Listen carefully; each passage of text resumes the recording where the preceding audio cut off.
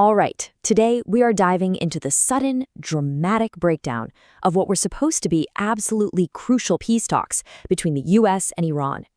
After weeks of what seemed like careful planning, everything just stopped. So the big question is, what on earth went wrong? So let's just cut right to the chase, right? The main question on everyone's mind is, after all this buildup, are these incredibly high-stakes peace talks still happening or not? And the answer, in a word, is no. The talks are officially on hold. The diplomatic gears have completely seized up, and it looks like both sides are heading back to their corners. Okay, so let's really unpack how we got here. You have to understand, these weren't just some initial feeler meetings. No. The stakes for this were incredibly high.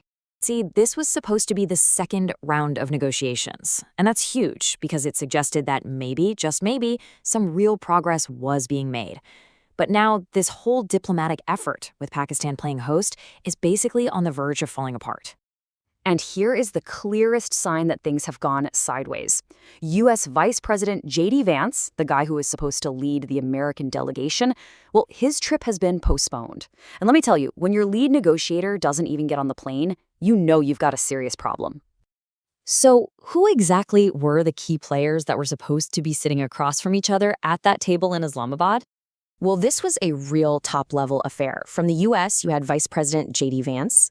From Iran, their very influential parliament speaker, Mohammad Bagar Ghalibaf. And then you have Pakistan playing that absolutely crucial role of host nation, trying to, bridge the gap between these two sides. So what's the official story coming out of Washington? What are they saying? Why did they suddenly pull the plug at what feels like the 11th hour? Well, according to the U.S., the reason is pretty straightforward. It's a lack of communication. They're saying they sent over their negotiating positions and crickets. They got nothing but silence back from Tehran. And from their point of view, you can't exactly negotiate with an empty chair. And this right here really shows you just how fast everything fell apart. Two senior American envoys, Steve Witkoff and Jared Kushner, were literally already on their way. And then, boom, their plane was told to turn around and head right back to Washington. So this wasn't some slow diplomatic cooling off. This was a sudden, hard stop. And here's the official line from the White House. It's very careful, right? Very formal. What it really signals is a pivot away from international diplomacy and back to internal strategy meetings. They're basically regrouping to figure out, okay, now what? But, and this is a huge but, Iran's version of events is completely different. And honestly, it's pretty explosive. They are not talking about a simple miscommunication.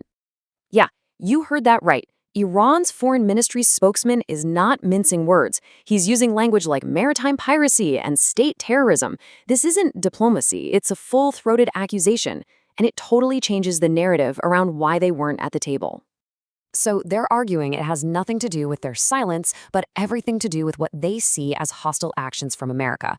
They're pointing to contradictory messages and inconsistent behavior, and they specifically call out the recent U.S. blockade in the Strait of Hormuz, which is a huge deal for the global oil supply, as a totally unacceptable action that makes any kind of meaningful talk impossible. And look, this whole diplomatic collapse has immediate, real-world consequences. This isn't just happening in a vacuum. There is a very real ticking clock here. And this is what makes the whole situation so incredibly tense. There's a ceasefire in place right now, but it's set to expire this Wednesday. With these talks dead in the water, that fragile peace that the ceasefire represents is in very real danger of just shattering. Which, of course, leaves all of us with the huge unanswered question. With diplomacy stalled and a critical deadline just days away, what comes next? Will they find a way back to the negotiating table, or is the region about to tip back into open conflict? That is the dangerous uncertainty that this breakdown has created for everyone.